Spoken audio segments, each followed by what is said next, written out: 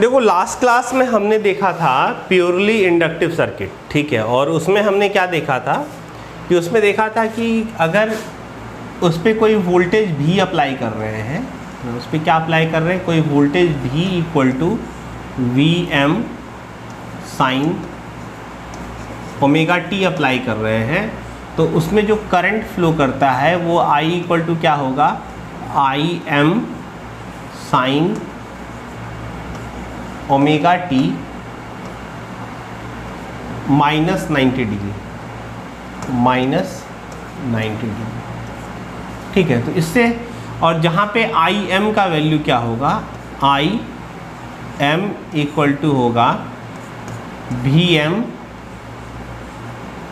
Divide by omega L, ठीक है। और इस ओमेगा एल को हमने लिखा था ओमेगा एल इज एक्सएल, और इस एक्सएल को बोला था, इस एक्सएल को हमने बोला था इंडक्टिव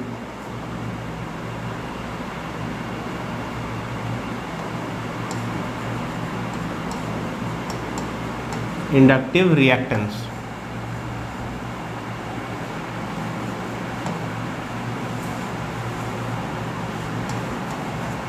क्या बोला था, इंडक्टिव रिएक्टेंस, ठीक है। यहाँ से एक कंक्लूजन और निकला था कि ये जो करंट है इसमें फेज एंगल कितना है, माइनस 90 डिग्री है। इसका मतलब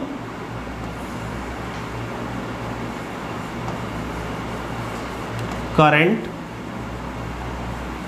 लैग्स वोल्टेज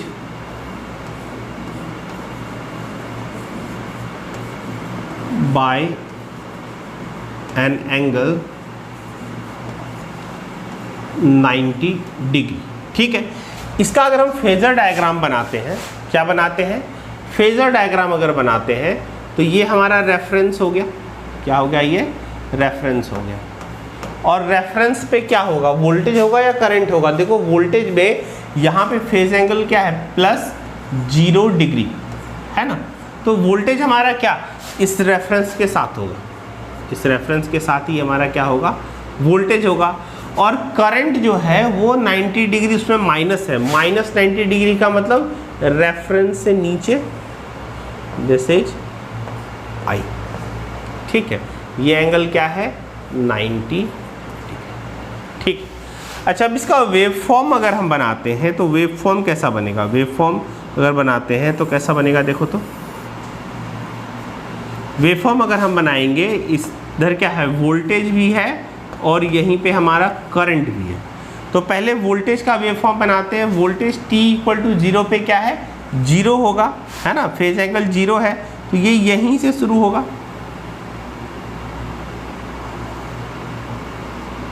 इस तरह से।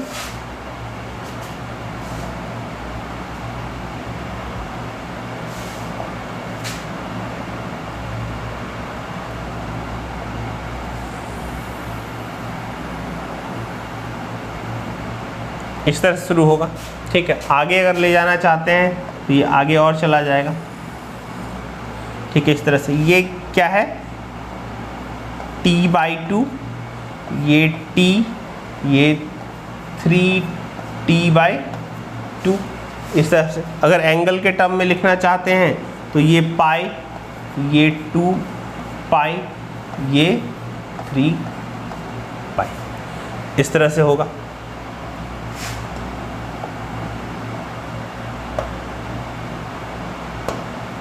ठीक, इस तरह से होगा। इधर टाइम है हमारा t। चलो अब अगर हम इसका वेवफॉर्म खींचना चाहते हैं, किसका वेवफॉर्म खींचना चाहते हैं, i का, तो i के बारे में क्या पता है कि i जो है वो लैग कर रहा है by an angle 90 degree. Lag कर रहा है का मतलब क्या, वो 90 डिग्री बाद शुरू होगा, है ना। तो 90 डिग्री का मतलब क्या है, यहाँ से यहाँ तक 180 डिग्री है, पाई है ये, ठीक है। 90 डिग्री मतलब पाई/4 यहाँ कहीं शुरू होगा, तो ये यहाँ से शुरू होगा,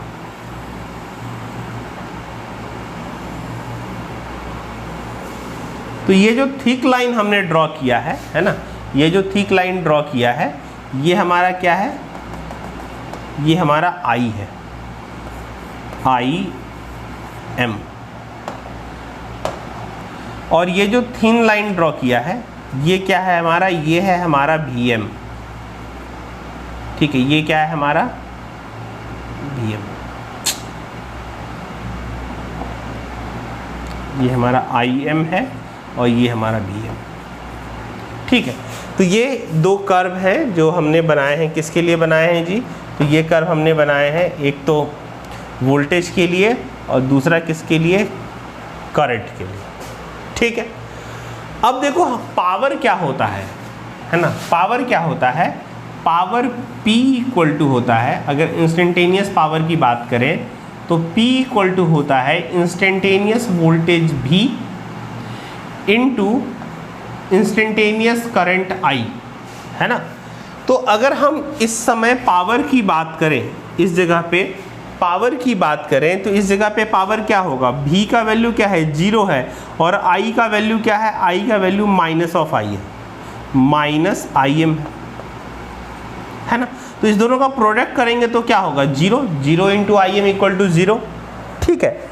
यहाँ पे ये पॉजिटिव ये नेगेटिव, तो इसका प्रोडक्ट क्या होगा, चलो कलर चेंज कर लेते हैं, इसका प्रोडक्ट क्या होगा, ब्लू ले लेते हैं, इसका प्रोडक्ट नेगेटिव होगा, यहाँ फिर से 0, फिर इन दोनों का, दोनों पॉजिटिव है तो इनका प्रोडक्ट पॉजिटिव, फिर नेगेटिव है तो इनका प्रोडक्ट नेगेटिव, पॉजिटिव है तो पॉजिटिव, नेगेटिव है तो नेगेटिव। इस तरह से पावर का वेव फॉर्म चलता जाए, है ना। तो ये वेव फॉर्म किसका है, ये वेव फॉर्म है पावर का, पावर का, ठीक है। ये वेव फॉर्म किसका है, ये वेव फॉर्म है करंट का, और ये जो वेव फॉर्म है ये वेव फॉर्म किसका है, वोल्टेज का है। तो अगर हमसे कहा जाए कि पावर, वोल्टेज और करंट का वेव फॉर्म ड्रॉ कीजिए तो हम इस तरह से ड्रॉ कर सकते हैं, है ना। सभी साइनसॉइडल वेव ही होंगे, देखो इन दोनों का प्रोडक्ट करेंगे तो पॉजिटिव नेगेटिव का नेगेटिव, पॉजिटिव पॉजिटिव का प्रोडक्ट करेंगे पॉजिटिव, फिर ये पॉजिटिव ये नेगेटिव नेगेटिव पॉजिटिव, इस तरह से चलता जाएगा। ये पावर का वेव फॉर्म होगा। अब पावर का अगर हम इक्वेशन निकालना चाहते हैं तो पावर का इक्वेशन क्या निकालेंगे, देखो तो पावर का इक्वेशन हम निकालेंगे P equal to V into I है, V का वैल्यू क्या है Vm साइन ओमेगा t, और I का इक्वेशन क्या है, इसमें I मल्टीप्लाई होगा, I का इक्वेशन क्या है Im sine omega t minus 90 degree, यही है। अब इस दोनों को प्रोडक्ट करते हैं, है ना, इस दोनों का क्या करते हैं, प्रोडक्ट करते हैं, ठीक है, इस दोनों का प्रोडक्ट करते हैं। तो ये क्या होगा Vm Im sine omega t into sine omega t minus 90 degree, 90 degree, ठीक है, यही होगा। अब इसको थोड़ा सा और सॉल्व करो, इसको थोड़ा सा और सॉल्व करेंगे तो ये क्या होगा Vm Im sine B sine C into sine D का फॉर्मूला आता होगा तुम लोगों को, है ना। नहीं आता होगा तो यहाँ पे लिख देते हैं, sine C into sine D का फॉर्मूला क्या होता है, sine C into sine D, ठीक है। एक्चुअली ये होता है 2 sine C into sine D, तो 2 sine C into sine D equal to होता है साइन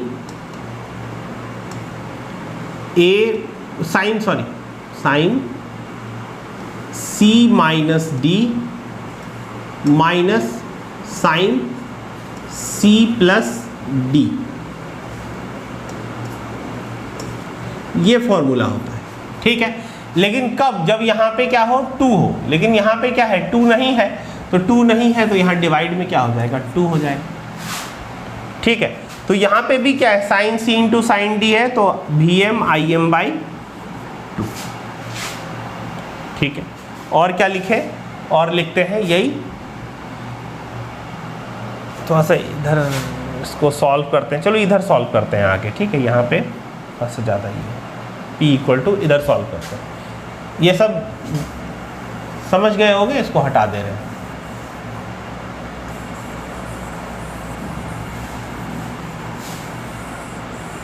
ठीक है, यहाँ से आ जाओ,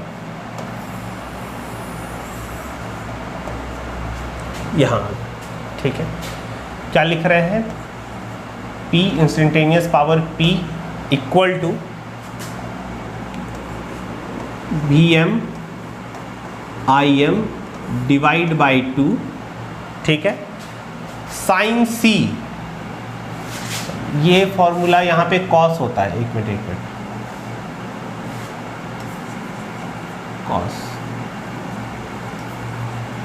कॉस होता है जी, साइन नहीं होता है, कॉस होता है, ठीक है। देख लेना, फॉर्मूला है ना, नेट पे बुक पे कहीं पे भी मिल जाएगा, है ना, बहुत हाई फाई फॉर्मूला नहीं है।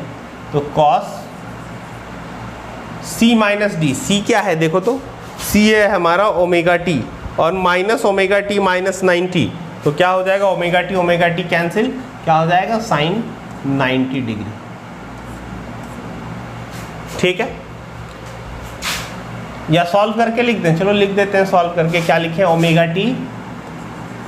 Omega t minus omega T plus 90 degree, ठीक है, और माइनस कॉस 2 ओमेगा टी, है ना, माइनस 90 डिग्री, ठीक है।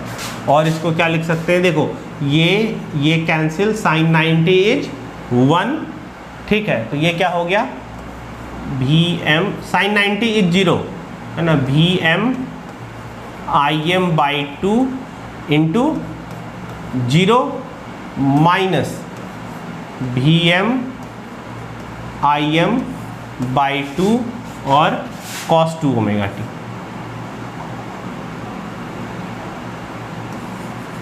cos 2 omega t minus 90 T, ठीक है। अब ये टर्म क्या है, ये टर्म तो 0 हो गया, तो क्या बचा, अब देखो Vm बाई 2 और Im बाई 2 है, तो इसको ये लिख सकते हैं minus Vm by root 2 and Im by root 2 लिख सकते हैं। क्यों लिख रहे हैं, नेक्स्ट लाइन लिखेंगे तो तुमको समझ में आ जाएगा, एंड ऐसे कुछ लोग अभी भी समझ गए होंगे कि हमने डिवाइड बाई रूट 2 के फॉर्म में क्यों लिखा है, क्योंकि हम क्या लिखना चाहते हैं, आरएमएस वैल्यू लिखना चाहते हैं। क्या लिखना चाहते हैं, आरएमएस वैल्यू लिखना चाहते हैं। तो फिर से P इक्वल टू क्या लिख देंगे, P equal to minus Vm by root 2 that is V RMS, Im by root 2 that is I RMS and cos 2 omega t minus 90 degree, ठीक है। तो ये हमारे इंस्टेंटेनियस पावर का इक्वेशन हो गया, ये क्या हो गया, हमारे इंस्टेंटेनियस पावर का इक्वेशन हो गया।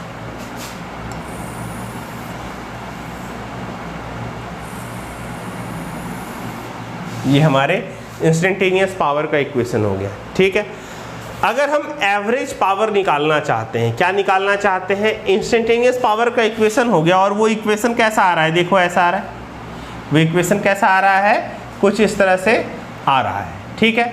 तो अगर हम एवरेज पावर निकालना चाहते हैं, एवरेज पावर क्या निकालना चाहते हैं, एवरेज पावर निकालना चाहते हैं, तो एवरेज पावर क्या होगा, ये जो इंस्टेंटेनियस पावर है, ये जो इंस्टेंटेनियस पावर है, इसी का एवरेज होगा।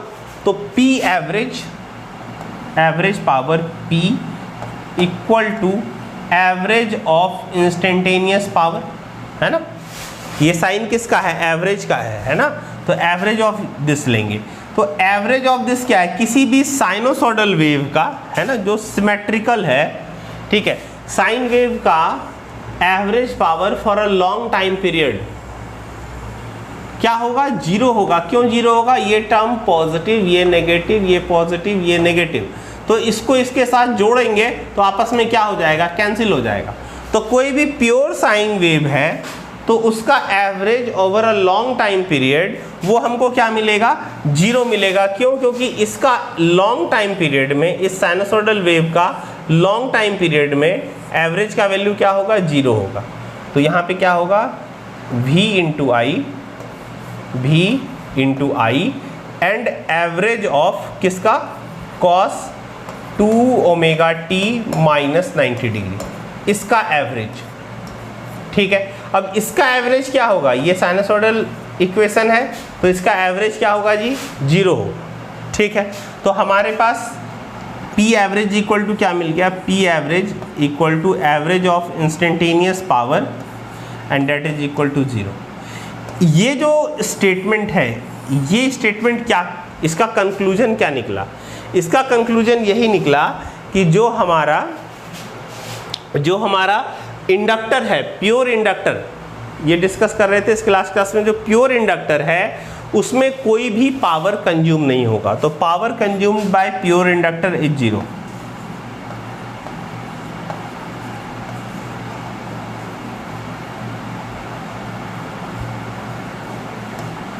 Bye pure inductor